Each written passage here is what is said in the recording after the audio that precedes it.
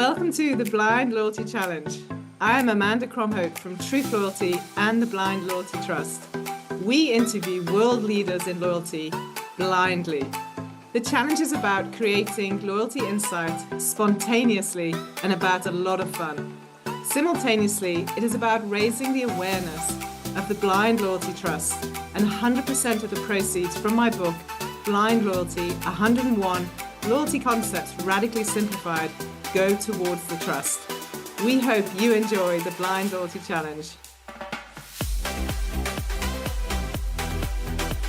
So another Blind Loyalty Challenge connects Cape Town to somewhere else in the world. And today I'm connecting with Belgium, and I'm actually connecting with a real human in Belgium, Tim Fulford.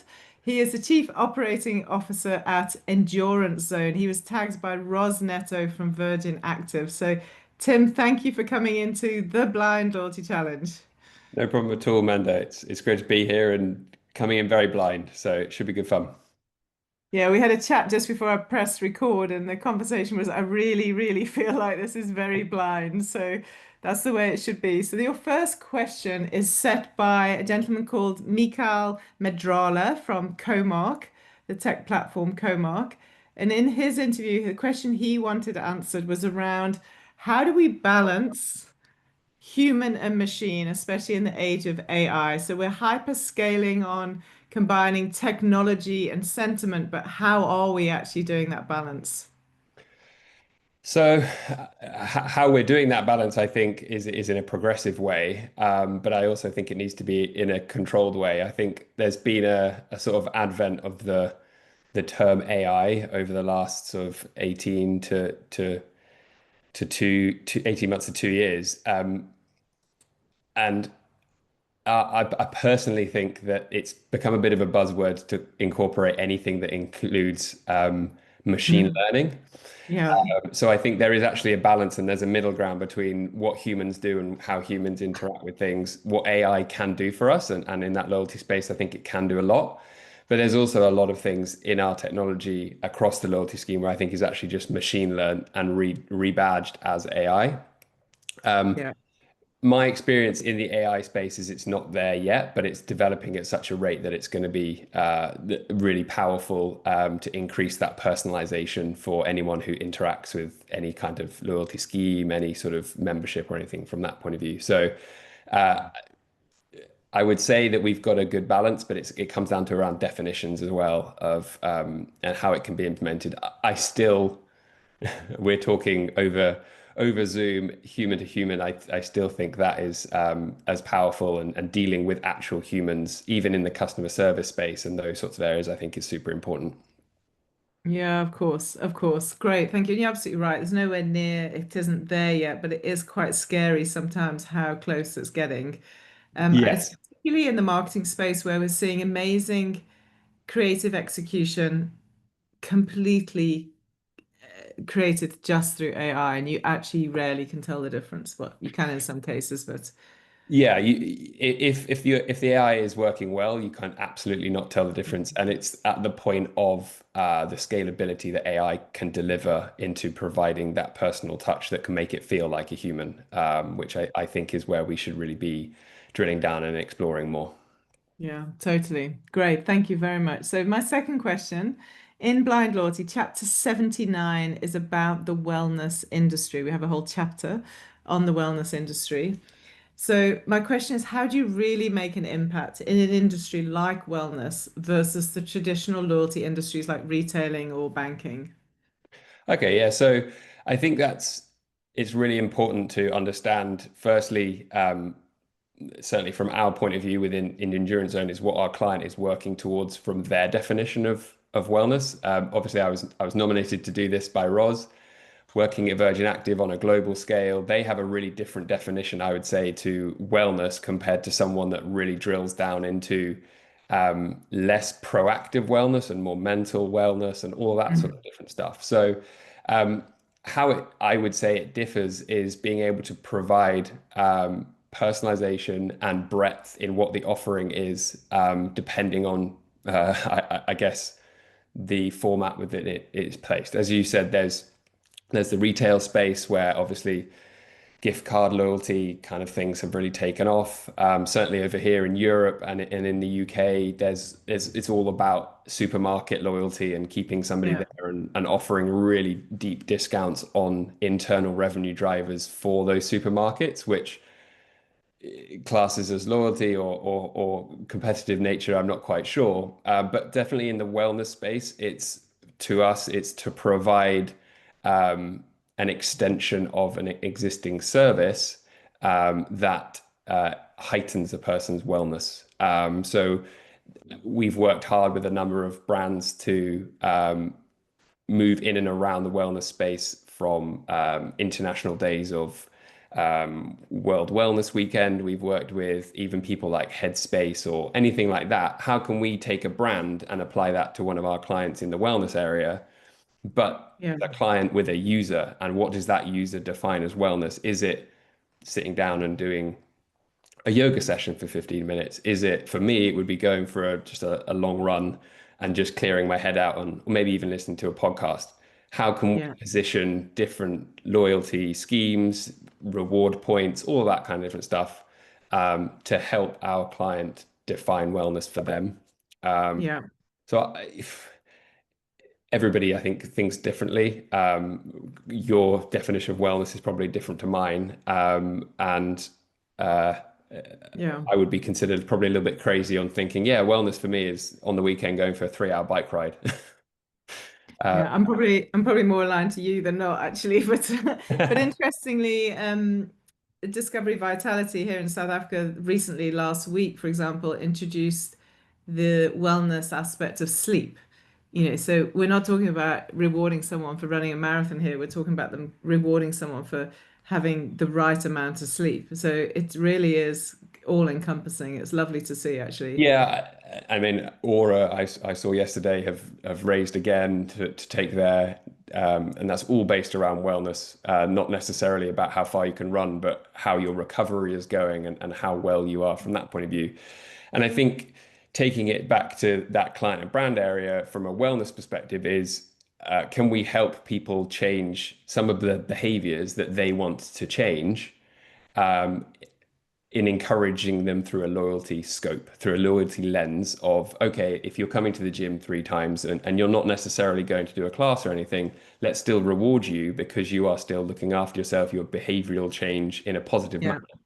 So yeah, yeah, I think the definition of wellness is an individual one, and likewise through the personalization of loyalty schemes and reward platforms and all that sort of thing, it can be rewarded in different ways as well. yeah, stunning. Thank you. Great. So my last question, chapter 44 of Blind Loyalty talks about non-transactional behaviors. So obviously you've got traditional transactional behaviors and non-transactional behaviors. How do you measure the return on investment of incentivizing behavior change in non-transactional ways?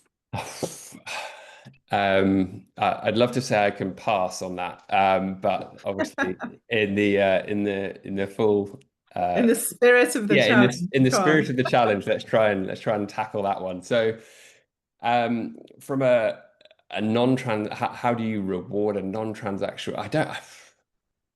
I guess it comes back to that touch point, that personalization, that marketing. But not aggressive and not aiming for a transaction within that marketing. And I think that's probably it is whenever you're trying to build a level of loyalty or trying to reward that level of loyalty, I think it's wrong for people to look at it through different lenses of, right, well, you're now in my loyalty platform or you're now in my reward platform. I'm just going to do everything I can to try and Yeah, churn you back through different transactions and increase all of that sort of different stuff. Certainly things that we've seen positively in my space is identifying different statistics that we can pull through on non-transactional things or where transactions haven't taken place, and take that data and understand how that is affecting either the platform that is delivering the challenge or the user itself. So how often are they looking at certain things? What are getting good impressions? Um, yeah, I- the measurement of all of those sorts of different things, yeah, everything comes down to ROI, doesn't it? Yeah. And I No, think no, difficult. It's a difficult question because it's a difficult thing to measure at the end of the day. And yeah, and I always come back to the marketing team, come back and tell us that, well, the marketing activation was a month, it was done 18 months ago, but that person still has returned every single month because they have now built their loyalty to the platform. Now, should that marketing campaign that initially brought them on board be credited 18 months down the line, or could you not class that as ROI? So from that point of view, I think data is probably where the power comes in, and articulating it in a certain way to demonstrate the ROI of churn rates and extra transactional things that drive internal revenue, I guess. yeah, yeah, yeah. Great. Thank you. It wasn't an easy one. Sorry. I normally we start harder and get easier, but well done. That's great. So what kind of question would you like to see answered on a future challenge? I think I think certainly from my point of view, from understanding the loyalty space more, and I don't in any way to profess to be an expert. I'm certainly at the beginning of my journey into this sort of industry and expanding it, is how different mechanisms of demonstrating and recording loyalty can be firstly measured as a level of success, but is merchandise rewards better than points? Are rewarding points for behavioral change better than rewarding points for direct action? Is there space for the gift cards alongside merchandise? All of these different ways in which loyalty can be presented to the end user. I still think there's a lot more that can be done. And at the end of the day, I do come to also the realization that a loyalty scheme that is built, or a loyalty platform, or any of that, it needs to have flexes in it because every single human that interacts with that is different. Um, Yeah. as I said earlier, what makes one person click to explore a loyalty platform is completely different to somebody else. And I don't think there is one single sort of blueprint. So I guess I'd like to understand from a person in the industry what they think their blueprint is. Does it have to have certain things? Does it need to do certain things? Does there need to be a certain amount of touch points? I always find that question fascinating, is if a perceived value of a loyalty platform is a lot higher, should you be communicating to that person about that loyalty platform more? If you're going to save somebody $10 a year, do you just need to tell them once a year that they could save that $10? Or should you be trying to drive more ROI out of it? Or if you're going to save somebody $10,000 a year, should you be telling them about them every week? Yeah. So No, there's a lot communication of cadence, that's also another question. I mean, there's so many questions, there's but a lot of questions in there, but it's yeah, fascinating. So I'll frame it in a way, we'll get you some insight. That's great. yeah. And who do you think I could chat who could you tag who I could talk to in the future? Yeah, so it's a really interesting one from my position as endurance zone. We started in the endurance industry. We have a number of deep connections into national governing bodies, and so I think somebody like Emma Hadley over at British Cycling, she's head of membership over there. It would be really great to understand her perception of loyalty, whether it's to the sport or whether it's to the national governing body, and how that national governing body can keep people fit, keep them doing exercise, but also increase the Lovely. loyalty, because essentially it funds a lot of things for a lot of sports. Yeah, stunning. Great. We're Blind Loyalty Challenge is going into national sports. I love it. It's a first, so thank you, Tim. Well done, Tim. It's lovely to see you, and it's great to start to see the questions moving outside of pure loyalty professionals and into companies such as yours. So thank you for taking up the challenge. Thanks, Amanda.